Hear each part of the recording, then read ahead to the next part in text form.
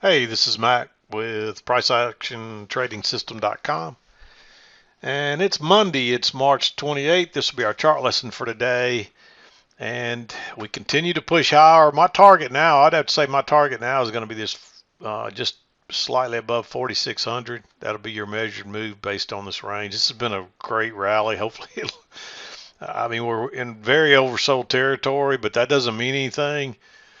Um, these rallies can go much further than you expect. So I would expect that we're going to get a correction soon, but for now the rally continues. So my target is, I would say we're going to probably try to test this.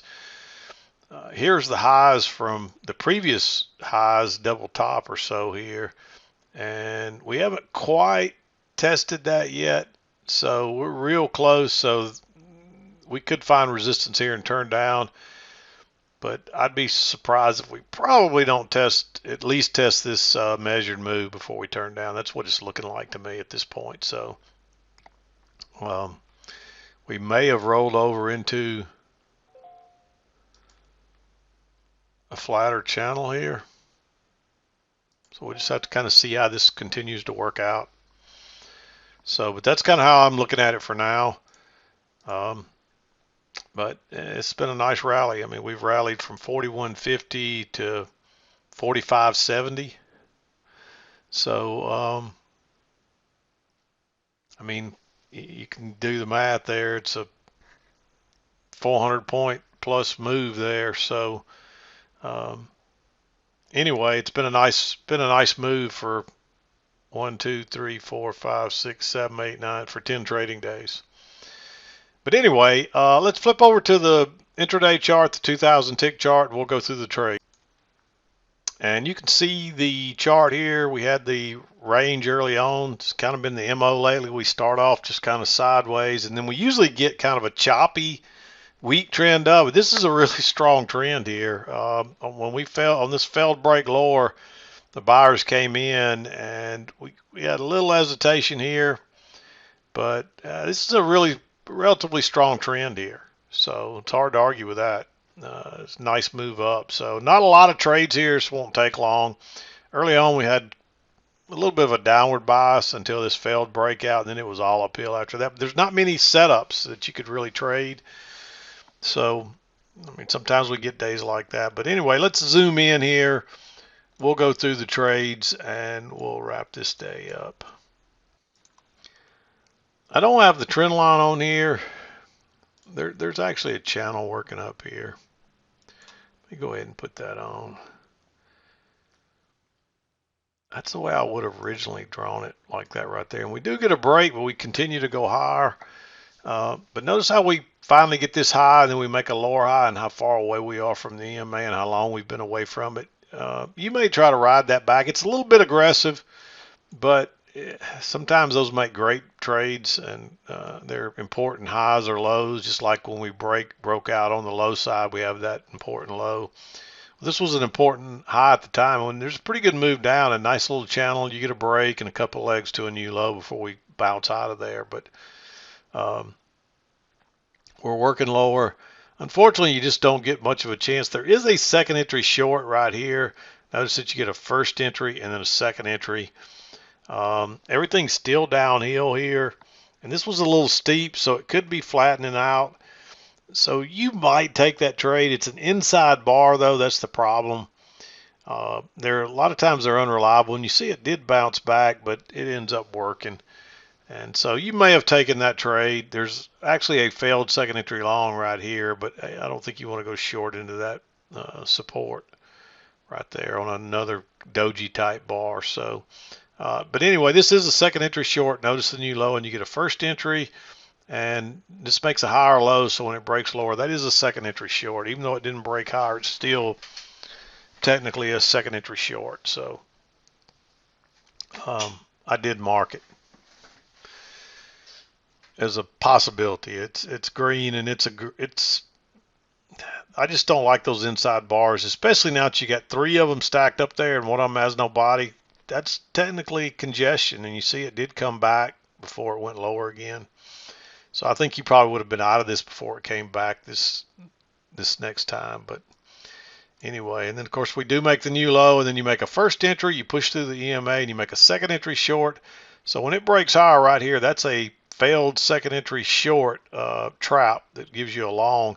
It does make another higher low here that you could have considered entering again, but I really thought this would take on off, and it didn't. So I'd be a little leery of that one. It's another one you could argue to be green.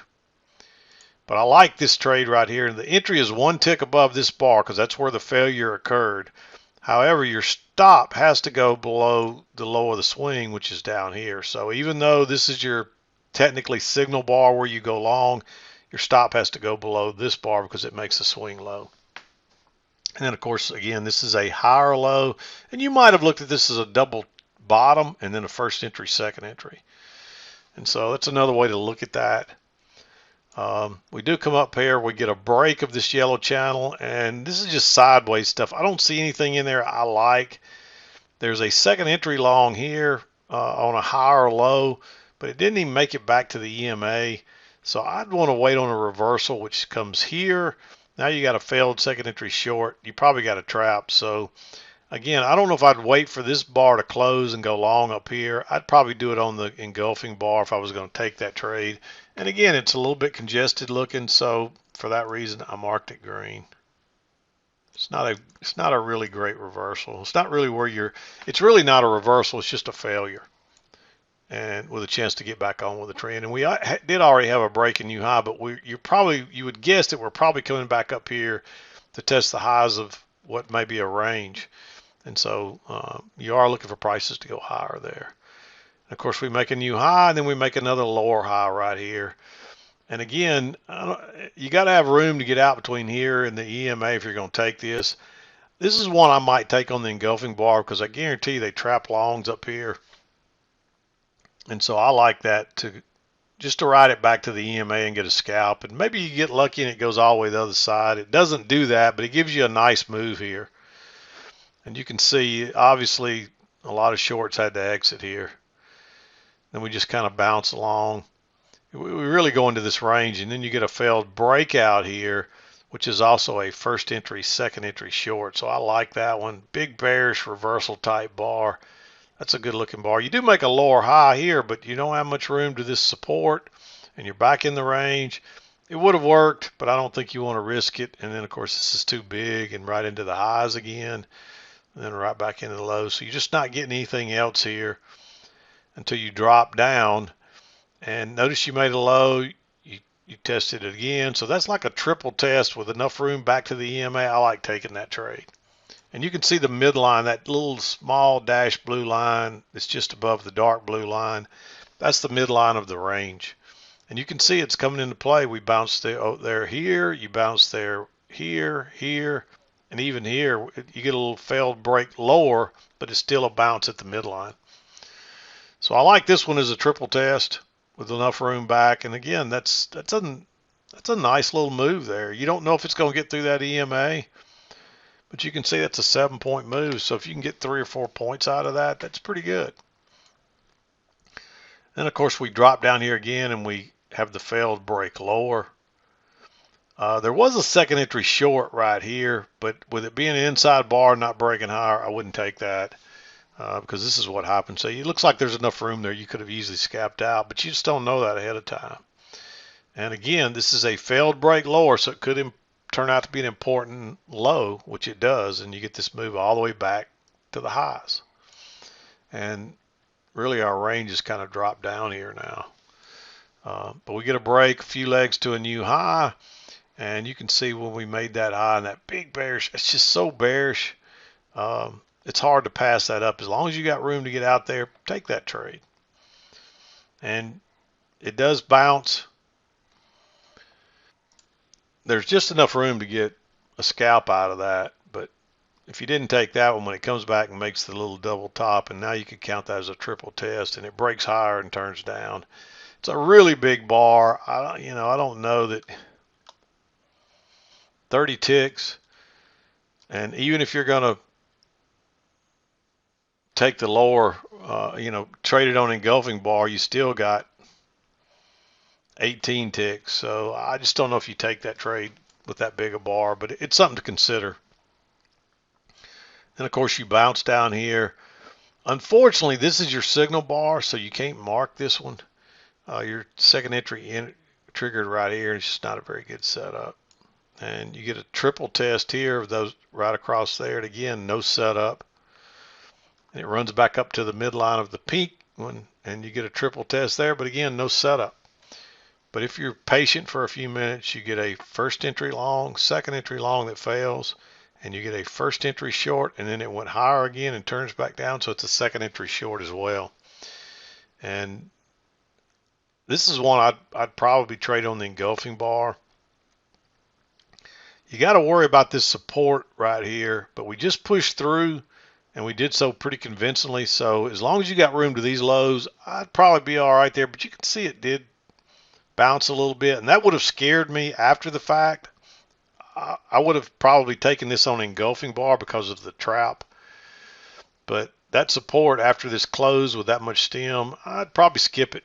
And you see it quickly moves on down. It comes back again, and this keeps going. But you got to be careful with that support there. So it's something to think about.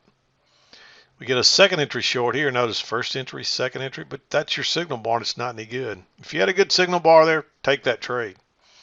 You get a lower high here, but you got to go short basically into the low of the regular session for the day. And so you don't want to do that. It's just not a very smart move.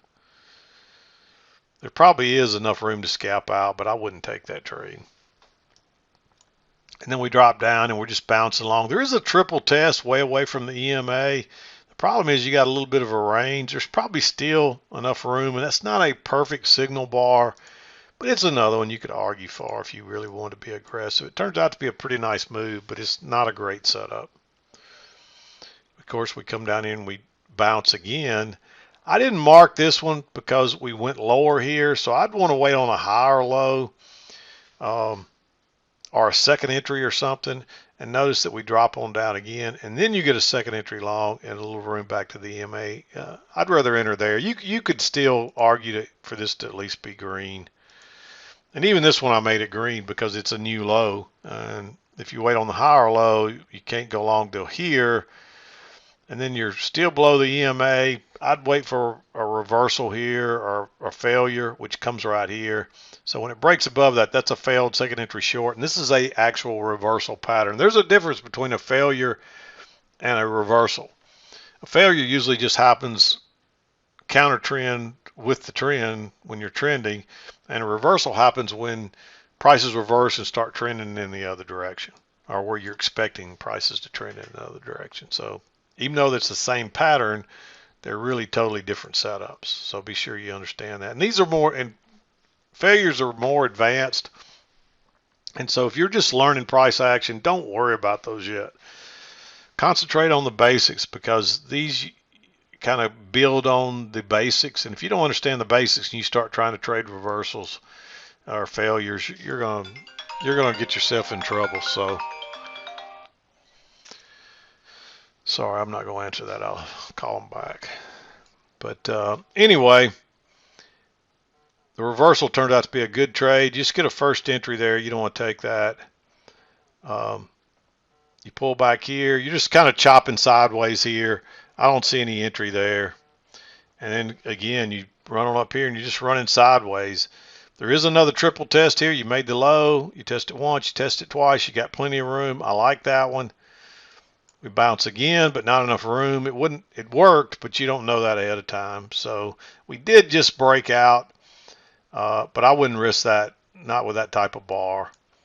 And then we come back, and we didn't quite test the lows. This one's right into the highs. It is a second entry long, right at the key entry point. Of course, you don't really have that key entry point confirmed yet.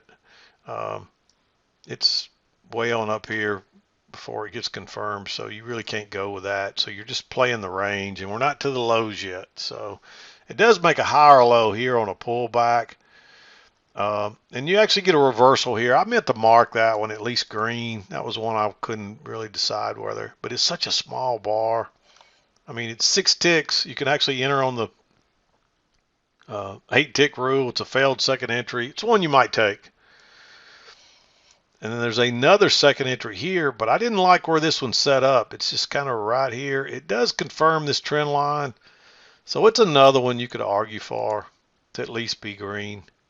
But it's a little congested. It's in the middle of the channel where it could break higher. And you see it did hesitate there. The main reason you wouldn't want to go long is because that was the original high of the range. And we're right there going into it. And you see it failed temporarily. It hesitated before it went on. So I'm just not crazy about that one because of the congestion and all, but it does confirm this trend line. So it's something to think about. And then you get another failure right here. It's the first break of this green channel, and you get a first entry, pull back, or actually, I'm sorry, you start low. You get a first entry, then a second entry that fails. And there was actually a second entry long right there. I don't think you want to take that one. But when you get the failure right at the EMA, I mean, this is turning into a strong trend now. Really, all this from here on, this looks like a really strong trend with the type of signal bars you're getting. EMIR, when you're in this range, the corrections just can, I mean, they're very minimal. When you see lots of little small bars with that look like stems on both sides with dojis and they just keep trending, that is, even though it doesn't look like it, that's a strong trend. So I would take that one for sure. And that takes you into 230. This one was just a little, I mean, if this was much closer to 230, I'd say maybe take it, but it's, you know, it's a little too late in the day for me. I wouldn't want to take it. And then there's another second entry long right there. Both of those would have been good trades. It's too bad we couldn't get them up through here, but that's the way it goes. So a lot of green ones today and not that many trades overall if you take the green ones out, especially after about 11 o'clock. I think there's 3 trades there, but you only need 1 or 2 trades a day to really make a good living at this. So I always tell people this is not about taking trades, it's about making money. And when you can change your mentality to, you know, what gets me is you'll get somebody and they'll send me an email and they say, I want to, you know, help me out with this type trade or that trade. I need to add another trade to my trading toolbox, you know. I said, well, how are you doing with the other trades? Oh, I'm doing really well. I understand them and I see them and I'm doing well. I said, well, why would you want to add another one? It's not a sure thing that adds more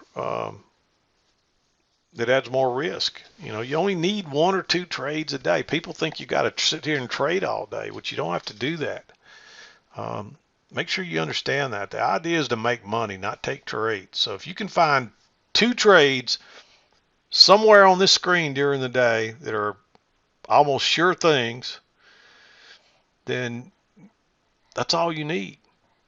And so I would call, usually the red or blue ones are sure things. So you got 1, 2, 3, 4, 5, 6, 7, 8, 9 trades there. If you only catch 1 or 2 of them, that's all you need. And some of these green ones are close maybe, but I'd stick to the sure things and try to get me 1 or 2 of them and be done for the day. And generally the best trading is in the morning before 10 a.m. generally. Today wasn't one of those cases. There's a couple here that you could have been done. I mean, I love to be done by 8 or 9 o'clock, and sometimes it's the best part of the trading day, so it makes it very possible. But anyway, I'm going to wrap it up. We'll be back again to do it tomorrow. I'm done for today. This is Mac with PriceActionTradingSystem.com, and we'll see you next time.